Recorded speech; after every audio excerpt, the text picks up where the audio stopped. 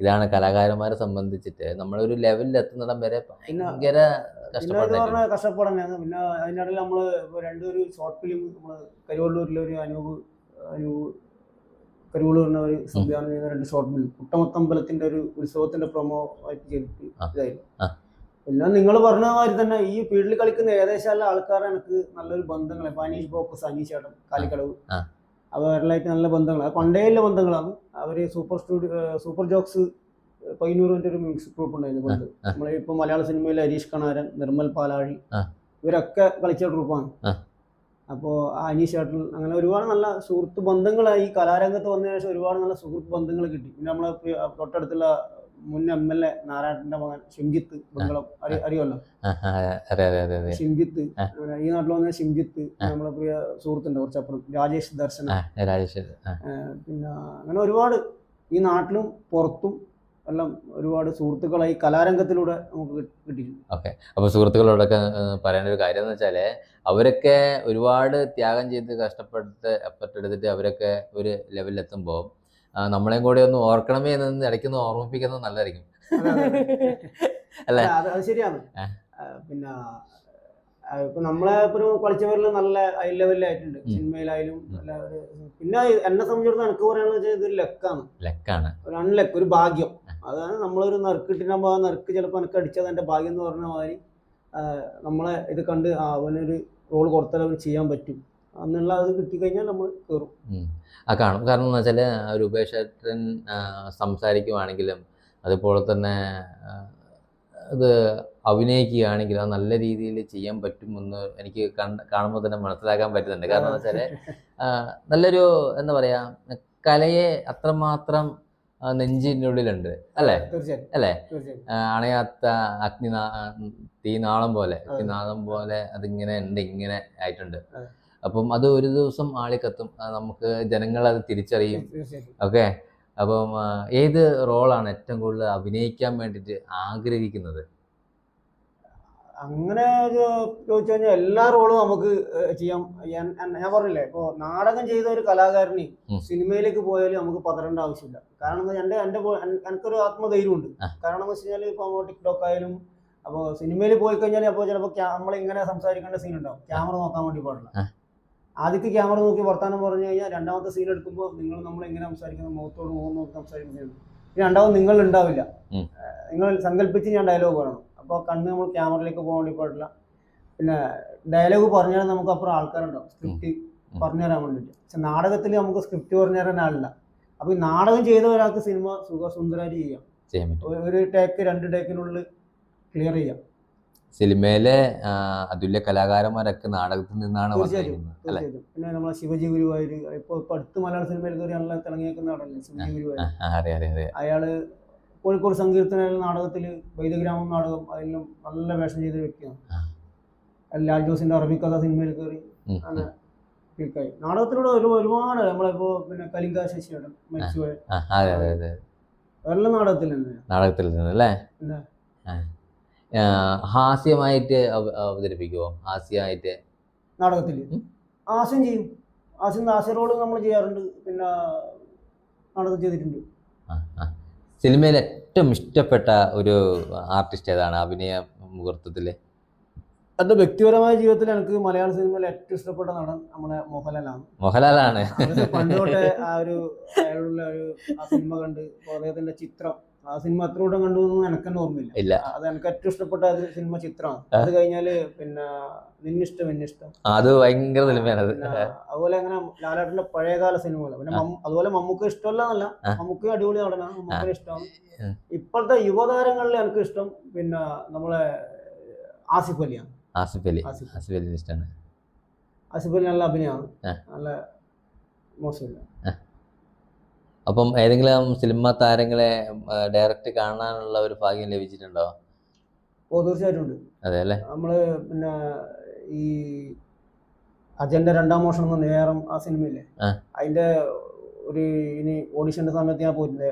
ഓഡിഷന് കിട്ടിയിട്ട് പോയതാണ്. അപ്പോൾ ചില സാങ്കേതിക കാരണങ്ങൾ എനിക്ക് അഭിനയിക്കാൻ വേണ്ടി പറ്റിയില്ല.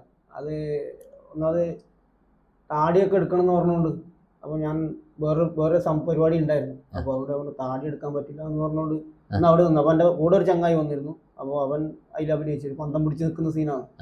സംഭവം ജൂനിയർ ആർട്ടിസ്റ്റായിട്ടാണ് നിൽക്കേണ്ടത്. അപ്പോൾ അവൻ അതിൽ നിന്നു. അപ്പോൾ അന്ന് ഞാൻ അവിടെ അവനെ കാത്തു നിന്ന സമയത്ത് നമ്മളെ ടോവിനോ നല്ല കുറെ ആർട്ടിസ്റ്റുമാർ, സന്തോഷ് കിഴാറ്റൂർ, സന്തോഷേട്ടൻ, ആൾക്കാർ കണ്ടു. സന്തോഷേട്ടനപ്പോൾ നമ്മൾ അന്ന് പറഞ്ഞില്ല ആദ്യം സിനിമയിൽ അഭിനയിച്ചിരുന്നു. അങ്ങനെ കുറെ ആർട്ടിസ്റ്റുമാരുണ്ടായിരുന്നു, അതെല്ലാം കണ്ടിരുന്നു. അപ്പോൾ നമ്മൾ അഭിനയിക്കാൻ വേണ്ടിയിട്ട് നമ്മൾ പോകും, ഒരുപാട് പ്രതീക്ഷകളൊക്കെ വെച്ചിട്ടാണ് നമ്മൾ പോകുന്നത് അല്ലേ? അപ്പോൾ നമ്മളവിടെ പോയിട്ട് ഒരു ചെയ്യാൻ പറ്റിയില്ല എന്നുണ്ടെങ്കിൽ നമുക്കൊരു സങ്കടമാകില്ലേ? തീർച്ചയായിട്ടും അത് സങ്കടം വരും. കാരണം നമ്മൾ പരമാവധി നമുക്കൊരു ഡയലോഗ് വേണം. ഒരു സിനിമയിൽ നമുക്ക് അതിൽ ഡയലോഗ് കിട്ടിക്കഴിഞ്ഞാൽ നമ്മളൊരു ആളെ 5 ആൾ ശ്രദ്ധിക്കപ്പെടുന്ന ആ സംഭവം അങ്ങനെ കിട്ടണം എന്നുള്ളതാണ് എനിക്ക് എൻ്റെ ആഗ്രഹം. അല്ല അതിപ്പോൾ ഒരു ഫേമസ് ആയിട്ടുള്ള വലിയ നടനായാലും കുഴപ്പമില്ല, സാധാരണ നടനായാലും കുഴപ്പമില്ല. അവരുടെ കൂടെ അഭിനയിക്കുമ്പോൾ നമുക്കൊരു ഡയലോഗ് പറഞ്ഞ് സ്ക്രീനിൽ ഒരു 10 ആൾ കാണുന്ന സീനിൽ തന്നെ വേണം. അതെ അല്ലേ? അതാണ് നമ്മൾ അംഗീകരിക്കപ്പെടും.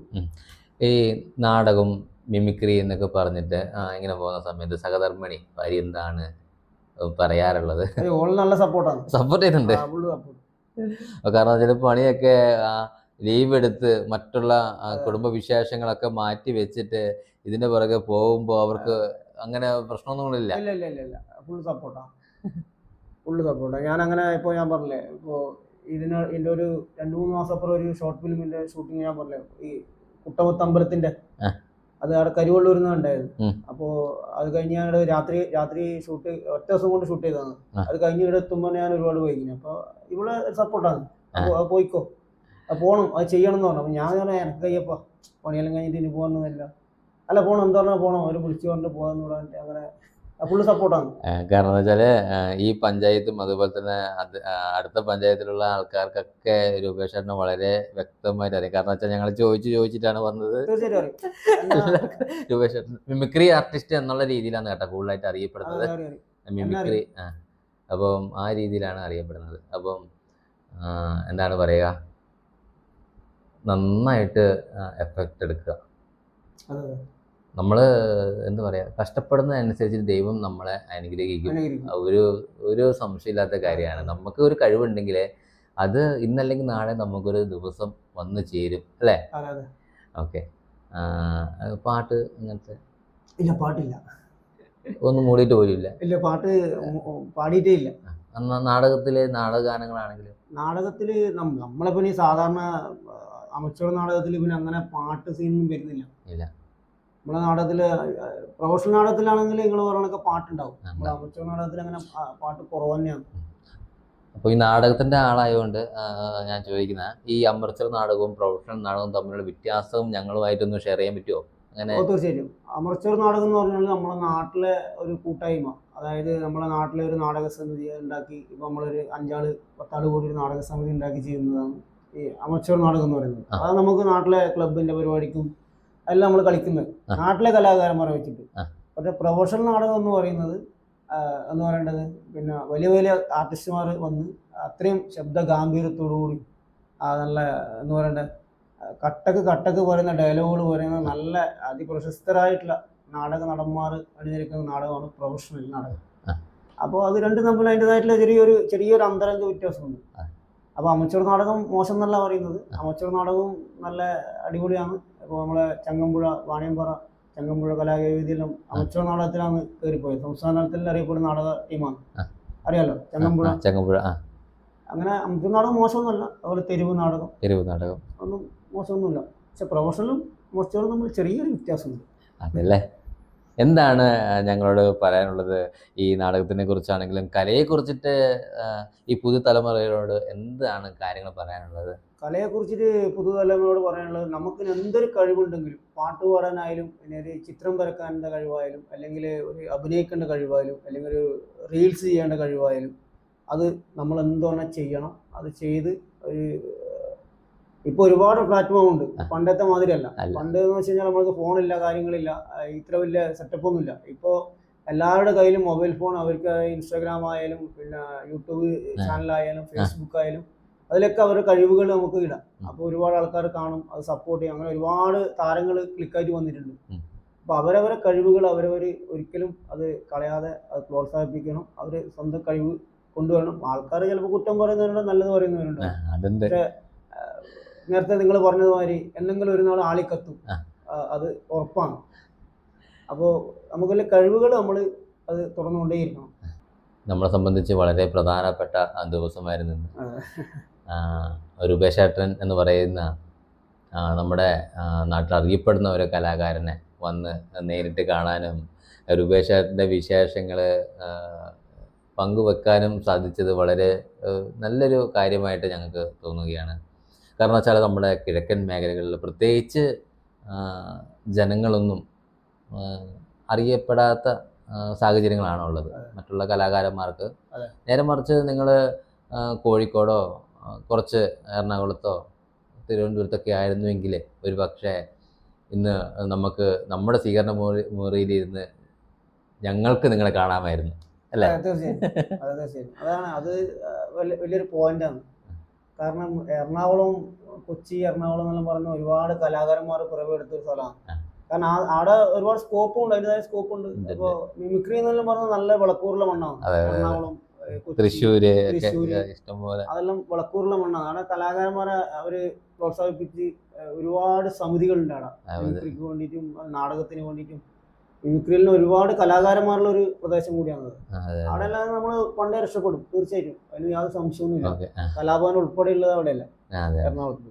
അപ്പം ഈ ചുരുങ്ങിയ സാഹചര്യത്തിൽ ഇത്രമാത്രം ഉന്നതിയിലെത്താൻ കഴിഞ്ഞു എന്ന കാര്യത്തിൽ സംശയമില്ല.